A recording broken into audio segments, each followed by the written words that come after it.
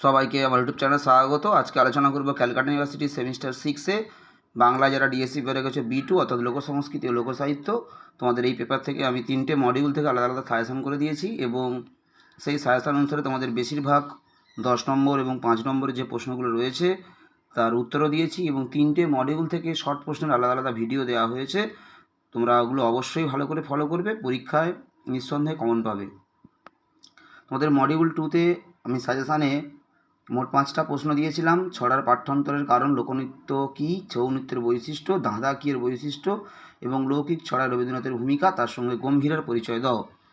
তোমাদের প্রথম 4টে প্রশ্নের উত্তর আমি দিয়ে দিয়েছিলাম। গম্ভীরা লোকনৃত্যের পরিচয়টা তোমাদের দেওয়া হয়নি, আজকে ভিডিওতে তোমাদেরকে দিয়ে দিচ্ছি উত্তরটা।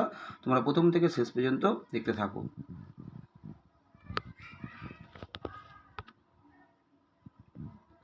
তোমাদের মডিউল 2-তে লোকনৃত্য বা লোকসঙ্গীত হিসাবে গম্ভীরার পরিচয় দাও। গম্ভীরা মূলত এমন এক ধরনের অনুষ্ঠান যেখানে গান এবং নাচ দুটো একই সঙ্গে হয়ে থাকে, তাই এটাকে লোকনৃত্য বলা যায়, আবার লোকসঙ্গীতও বলা যায়, আবার লোকনাট্যও বলা যায়, কারণ এর মধ্যে নাটকের বৈশিষ্ট্য লক্ষ্য করা যায় বা নাট্যরস পরিপূর্ণ থাকে, তাই একে একসঙ্গে লোকনৃত্য এবং লোকসঙ্গীত এবং লোকনাট্য 3টে আখ্যাই দেওয়া চলে। তোমাদের পরীক্ষাতে 2021 সালে এটা এসেছিলো, আবার 2023 সালে এই প্রশ্নটা এসেছিলো 5 নম্বরের। তাই এবছর তোমাদের জন্য লোকনৃত্য হিসাবে গম্ভীরার পরিচয় দাও, এটা মূলত 10 নম্বরের জন্য ইম্পর্টেন্ট। তাই আমি তোমাদের 10 নম্বরের মতো করে উত্তরটা তোমাদেরকে লিখে দিচ্ছি। তোমরা প্রথম থেকে শেষ পর্যন্ত ভালো করে দেখতে থাকো। এটা মূলত এবছর 10 নম্বরের জন্য ইম্পর্টেন্ট। তোমাদের নম্বরটা আমি পাশে লিখে দিচ্ছি, তোমরা ফলো করবে। এটা 10 নম্বরের মূলত একটা প্রশ্ন তোমাদের জন্য এবছর। এটা 10 নম্বরের ইম্পর্টেন্ট রয়েছে, কারণ 2023 সালে এটা 5 নম্বর এসেছিল। তোমরা অবশ্যই এটা একটু প্র্যাকটিস করে যাবে 10 নম্বরের জন্য। তোমাদের যে প্রশ্নগুলো দিলাম তোমরা অবশ্যই সেগুলো ভালো মতো ফলো করবে, পরীক্ষাতে নিঃসন্দেহে কমন পাবে, কোনো সন্দেহ নেই তাতে। তোমরা পরীক্ষাতে অবশ্যই কমন পাবে।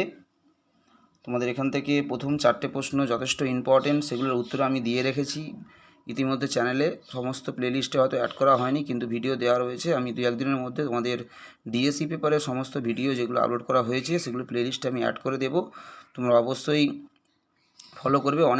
অনেক কমেন্ট করছো, যেসব উত্তর ইতিমধ্যে দেওয়া রয়েছে। একজন কমেন্ট করেছিল বাদ্যযন্ত্রের পরিচয় দাও লোকগানে, ওই প্রশ্নের উত্তরটা ইতিমধ্যে দেওয়া হয়ে গেছে। তোমরা একটু ফলো করবে, উত্তরগুলো পেয়ে যাবে। ওটা প্লেলিস্টে হয়তো অ্যাড করা হয়নি, কিন্তু ভিডিওটা রয়েছে।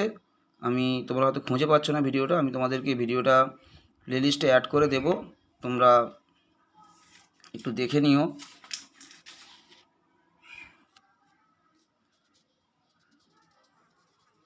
এটা 10 নম্বরের মতো এবছর ইম্পর্টেন্ট রয়েছে। যারা পুরোটা মুখস্থ করতে না পারবে, তোমরা প্রথমে যে পয়েন্টগুলো রয়েছে এবং বৈশিষ্ট্য, যে 10টা বৈশিষ্ট্য রয়েছে, ওই 10টা বৈশিষ্ট্য অবশ্যই ভালো করে করবে এবং তার সঙ্গে এই যে শ্রেণীবিভাগে যে 4টে ভাগ রয়েছে ওটা লিখে দেবে। আরেকটা যে পয়েন্ট রয়েছে গম্ভীরা লোকনৃত্যের যে পালার বিবরণ, যে 4টে প্যারা করে যে বিবরণটা দেওয়া হয়েছে, যারা পারবে তারা মুখস্থ করবে, যারা পারবে না তোমরা শুধু বাকি অংশটুকু তোমরা করবে, উদাহরণটাও করবে।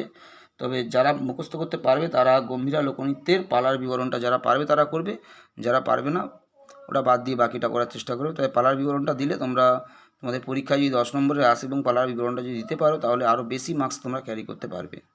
তবে যারা পারবে তারা করবে, যারা মুখস্থ করতে পুরোটা পারবে না তারা গম্ভীরার পালার বিবরণটা তোমরা বাদ দিয়ে যাবে। তোমাদের বেশিরভাগ প্রশ্ন আমি আপলোড করে দিলাম, তোমরা ভালো করে এগুলো লিখে নাও এবং আশা করছি তোমাদের পরীক্ষা নিঃসন্দেহে ভালো হবে। সবাইকে নমস্কার।